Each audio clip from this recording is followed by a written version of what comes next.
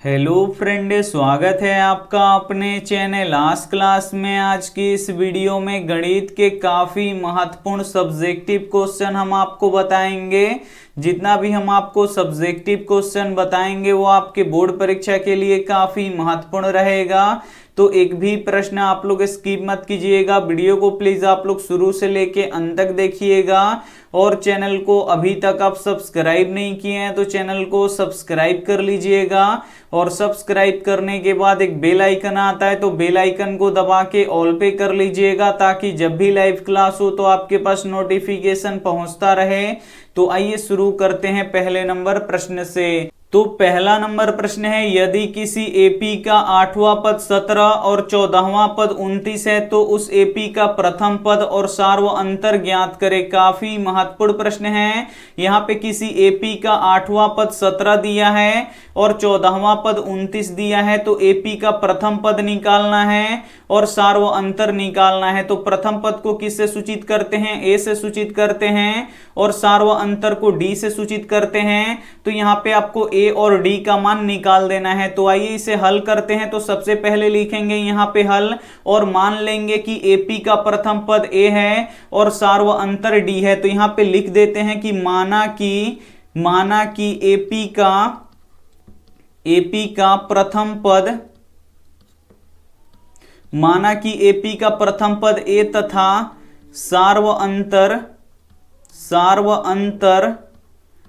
अंतर डी है। यहां पे हम मान लेंगे कि एपी का प्रथम पद ए है और सार्व अंतर क्या है? डी है। अब यहां पे देखिए 8वां पद कितना दिया है? तो 17 दिया है। तो यहां पे हम लिख देंगे 8वां पद कितना दिया है? तो ये 17 दिया है। तो यहाँ पे लिख देंगे 8वां पद बराबर 17। अब यहाँ पे देखिए 8वां पद का फॉर्मूला आपको पता होना चाहिए। 8वां पद का फॉर्मूला क्या होता है? तो a + 7d होता है और a + 7d बराबर कितना दिया है? 17 दिया है। और यहाँ पे ये एक समीकरण बन गया, तो इसे हम समीकरण 1 मान लेंगे। और पुनः यहाँ पे जो 14वां पद 29 दिया है इसको भी यहाँ पे लिख के एक समीकरण बना लेंगे। तो यहाँ पे लिख देंगे पुनः, और यहाँ पे देखिए 14वां पद कितना दिया है? 29 दिया है। तो यहाँ पे लिख देते हैं 14वां पद, यहाँ पे लिख देंगे 14वां पद बराबर 29। अब यहाँ पे देखिए 14वां पद का फॉर्मूला क्या होता है? तो a + 13d होता है और a + 13d बराबर कितना दिया है? 29 दिया है। तो ये हो गया हमारा समीकरण 2। अब यहाँ पे 2 समीकरण बन गया। इसे आप लोग विलोपन या प्रतिस्थापन विधि किसी के द्वारा आप लोग हल कर सकते हैं। तो यहाँ पे हम इसे विलोपन विधि के द्वारा सोल्व करेंगे। तो यहाँ पे देखिए पहला दोनों बराबर है, तो यहाँ पे देखिए यहाँ भी प्लस है और यहाँ भी प्लस है, तो यहाँ पे एक का चिन्ह बदलना होगा। तो यहाँ पे लिखेंगे हम समीकरण 1 माइनस समीकरण 2 से। यहाँ पे समीकरण 1 में से हम समीकरण 2 को क्या कर लेंगे? घटा लेंगे। तो यहाँ पे लिख देंगे समीकरण 1 माइनस समीकरण 2 से। तो अब यहाँ पे सबसे पहले आपको समीकरण 1 लिखना पड़ेगा। तो यहाँ पे लिख देते हैं a + 7d बराबर कितना दिया है? 17 दिया है। ये हो गया समीकरण 1। अब यहाँ पे हम समीकरण 2 लिखेंगे। तो समीकरण 2 क्या है? तो a + 13d बराबर कितना दिया है? 29 दिया है। ये हो गया हमारा समीकरण 2। अब इसे घटाना है तो चिन्ह बदल जाता है। यहाँ पे कुछ भी चिन्ह नहीं है तो प्लस है। तो यहाँ पे जब प्लस है तो यहाँ पे चिन्ह बदल के माइनस लिखना पड़ेगा। और यहाँ भी प्लस है तो ये भी माइनस हो जाएगा और यहाँ भी प्लस है तो ये भी क्या हो जाएगा? माइनस हो जाएगा। अब यहाँ पे देखिए a से a क्या हो जाएगा? कट जाएगा। और 7 में से जब 13 घटाइएगा तो कितना बचेगा? यहाँ पे -6d बचेगा। अब यहाँ पे देखिए 17 में से जब आप 29 घटाइएगा तो कितना बचेगा? यहाँ पे -12 बचेगा। तो यहाँ पे देखिए माइनस से माइनस क्या हो जाएगा? कट जाएगा। अब आपको यहाँ पे d का मान निकालना है। तो 6 इधर गुणा कर रहा है तो इधर आके क्या करेगा? भाग करेगा।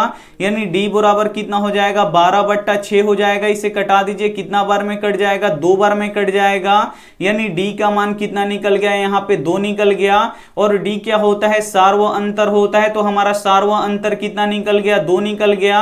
अब इस d का मान को क्या करना है कि आपको समीकरण 1 या समीकरण 2 में किसी में भी रख सकते हैं और a का मान निकाल सकते हैं। तो यहाँ पे लिखेंगे कि d का मान समीकरण 1 में रखने पर, यहाँ पे लिख देंगे d का मान समीकरण 1 में रखने पर। तो यहाँ पे रख देते हैं समीकरण 1 में रखने पर। समीकरण 1 सबसे पहले लिख देंगे। यहाँ पे देखिए a + 7d बराबर कितना दिया है, 17 दिया है। और यहाँ पे d बराबर कितना रख देना है, आपको 2 रख देना है d के जगह पे। तो यहाँ पे देखिए a है तो a लिख देंगे, प्लस है तो प्लस लिख देंगे, 7 है तो 7 लिखेंगे, और d के जगह पे कितना लिख देंगे, 2 लिख देंगे, बराबर है तो बराबर, 17 है तो 17। अब आपको क्या करना है, 7 में 2 से गुणा करा देना है। तो a प्लस 7 दूनी कितना हो जाएगा, यहाँ पे 14 हो जाएगा, और बराबर कितना है, 17 है, तो यहाँ पे लिख देंगे 17। अब आपको क्या करना है कि a का मान निकालना है, तो प्लस 14 को बराबर के उधर भेजना पड़ेगा।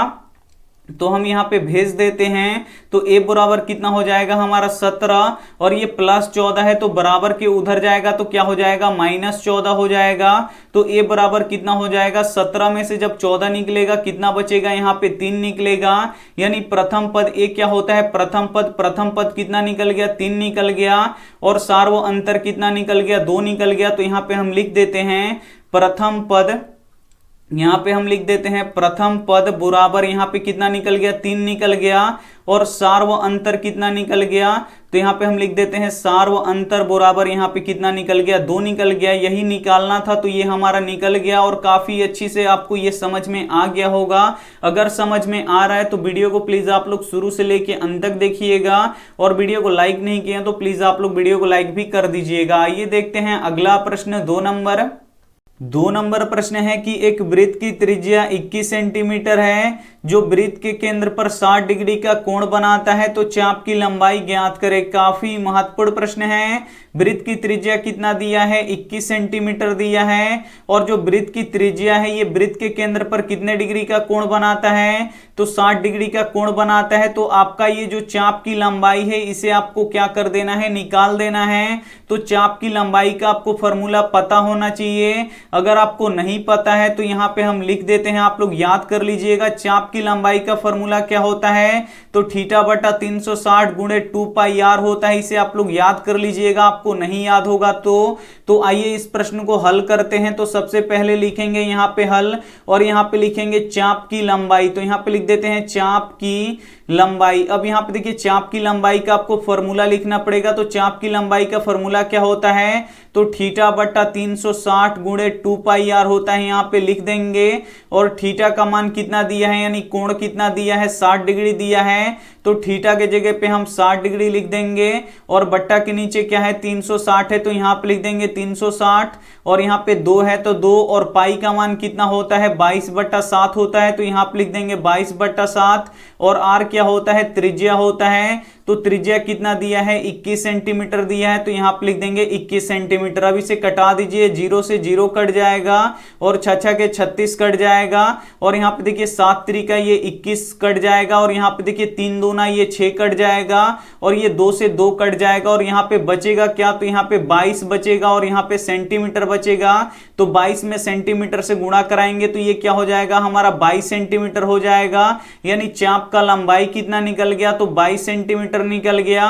तो उम्मीद करते हैं ये भी प्रश्न आपको काफी अच्छी तरीके से समझ में आ गया होगा। आइए देखते हैं अगला प्रश्न, यहाँ पे 3 नंबर प्रश्न है कि समानांतर श्रेणी 21, 42, 63, 84 डॉट डॉट का कौन सा पद 420 है। काफी महत्वपूर्ण प्रश्न है। इस समानांतर श्रेणी का आपको निकालना है कि कौन सा पद 420 है, यानी यहाँ पे आपको n का मान निकाल देना है। तो n का मान कैसे निकलेगा, तो इसके लिए एक फॉर्मूला होता है an वाला।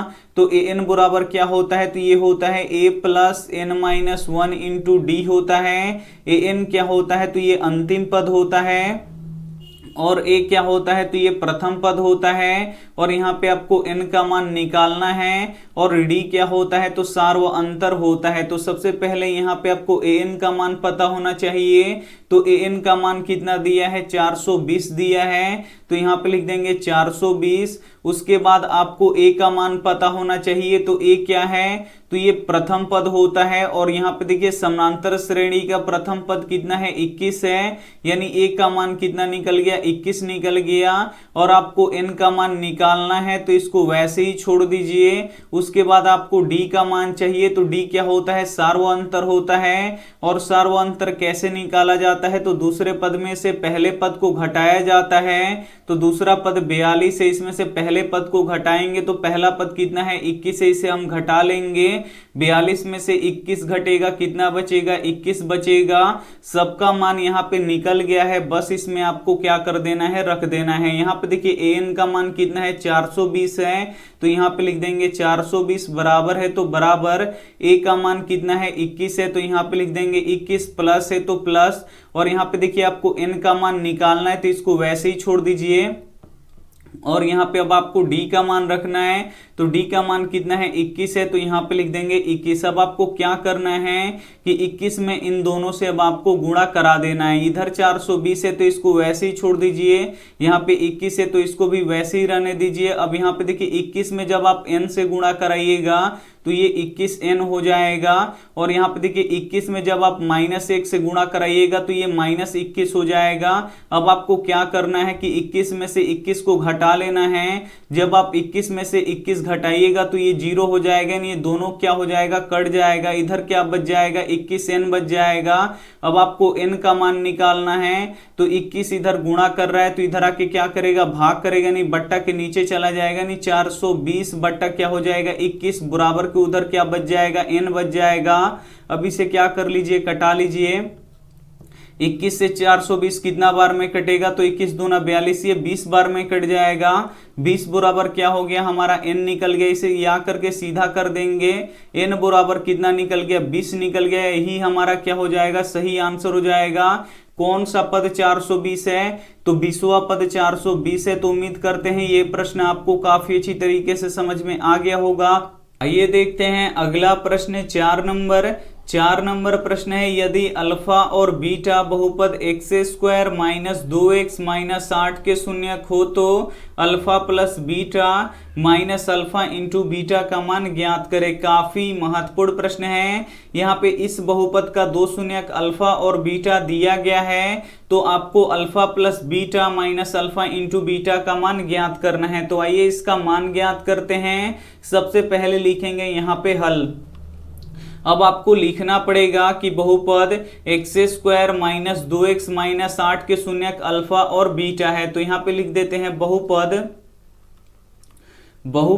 x² - 2x - 8 के शून्यक अल्फा और बीटा है। अब यहाँ पे लिखने के बाद आपको क्या करना है कि alpha plus beta minus alpha into beta का मान ज्ञात करना है। तो इसको क्या करना है, यहाँ पे लिख देना है। तो यहाँ पे लिख देते हैं alpha plus beta minus alpha into beta. अब यहाँ पे देख सकते हैं कि अल्फा प्लस बीटा क्या होता है, तो ये होता है शून्यकों का योग, और अल्फा इंटू बीटा क्या होता है, तो ये होता है शून्यकों का गुणनफल। यानी आपको शून्यकों का योग में से शून्यकों का गुणनफल घटा लेना है। तो यहाँ पे देखिए अल्फा प्लस बीटा का फॉर्मूला क्या होता है, तो ये होता है -b/a, और यहाँ पे माइनस है तो माइनस, और अल्फा इंटू बीटा का फॉर्मूला क्या होता है, तो ये होता है c/a। बस यहाँ पे आपको b का मान रख देना है, और यहाँ पे आपको a का मान रख देना है, और यहाँ पे आपको c का मान रख देना है, और यहाँ पे आपको a का मान रख देना है। तो इसका मान आएगा कहाँ से, तो इस बहुपद से आएगा। जो x² में गुणा करता है वो a होता है, और जो केवल x में गुणा करता है वो b होता है, और जिसमें x नहीं होता है वो c होता है। तो यहाँ पे देखिए x² में क्या गुणा कर रहा है, तो कुछ भी नहीं कर रहा है। जहाँ पे कुछ भी नहीं होता है वहां पे 1 होता है, यानी a का मान कितना निकल गया, 1 निकल गया। और b का मान कितना निकलेगा, तो जो x में गुणा करता है वो b होता है। तो x में गुणा क्या कर रहा है, -2 गुणा कर रहा है, यानी b का मान -2 हो गया। और c का मान कितना है, यहाँ पे देख सकते हैं -8 है। तो यहाँ से a, b और c का मान निकल गया, बस इसमें आपको रख देना है। तो यहाँ पे देखिए माइनस है तो माइनस, और b का मान कितना निकला है, तो ये -2 निकला है। तो माइनस माइनस क्या हो जाएगा, +2 हो जाएगा, और बट्टा है तो बट्टा। अब यहाँ पे आपको a का मान रखना है, तो a का मान कितना है, 1 है, तो यहाँ पे लग देंगे 1। और यहाँ पे देखिए माइनस है तो माइनस। अब यहाँ पे आपको c का मान रखना है, तो c का भी मान माइनस में है, यानी c का मान -8 है। तो यहाँ पे माइनस माइनस क्या हो जाएगा, प्लस हो जाएगा, और c का मान 8 है, तो यहाँ पे रख देंगे 8। और यहाँ पे देखिए a का मान रखना पड़ेगा, तो a का मान कितना है, 1 है, तो यहाँ पे लिख देंगे 1। अब यहाँ पे देखिए यहाँ पे 2/1 का अर्थ क्या हुआ, 2 हुआ, और 8/1 का अर्थ क्या हुआ, 8 हुआ। बस इसे आपको जोड़ देना है। अब यहाँ पे देखिए 2 और 8 जोड़िएगा तो कितना हो जाएगा, 10 हो जाएगा। यही आपका आंसर हो जाएगा। तो उम्मीद करते हैं ये सभी प्रश्न आपको काफी अच्छी तरीके से समझ में आ गया होगा। आइए देखते हैं यहाँ पे होमवर्क प्रश्न। होमवर्क प्रश्न है कि रैखिक समीकरण युग्म 2x + 3y = 11 और 2x - 4y = -24 को प्रतिस्थापन विधि से हल करें। जो ये दो समीकरण दिया है, इस समीकरण को आपको क्या करना है कि प्रतिस्थापन विधि से हल करना है। और मेरे व्हाट्सएप नंबर पे आपको क्या करना है कि इसका पिक खींच के जो आप बनाए हैं उसको इस व्हाट्सएप नंबर पे आपको भेज देना है। यहाँ पे हम लिख देते हैं 87 89 30 73 04। इस पे आपको क्या कर देना है, इस नंबर पे व्हाट्सएप है, इस पे आपको व्हाट्सएप कर देना है। जिनका सही होगा वो भी देखेंगे और जिनका गलत जहां पे होगा वो हम आपको बताएंगे कि आपका यहाँ पे गलत है। तो आप लोग जरूर इसे सॉल्व कीजिए और फटाफट हमें अभी के अभी आप लोग क्या कीजिए, सॉल्व करके इसे भेजिए। और थोड़ा मेरा तबीयत सही नहीं है इसीलिए क्लास नहीं हो पा रहा था, इसके लिए सॉरी। वीडियो को लाइक नहीं किए तो प्लीज आप लोग वीडियो को लाइक कीजिएगा, अपने दोस्तों के पास इस वीडियो को जरूर शेयर कीजिएगा। और चैनल को अभी तक आप सब्सक्राइब नहीं किए हैं तो चैनल को सब्सक्राइब करके साथ में बेल आइकन को ऑल पे दबा लीजिएगा, ताकि जब भी लाइव क्लास हो तो आपके पास नोटिफिकेशन पहुंचता रहे। Thank you for watching. मिलते हैं अगले वीडियो में, तब तक अपना ध्यान रखिए, मन लगा के पढ़ाई कीजिए। Take care and bye.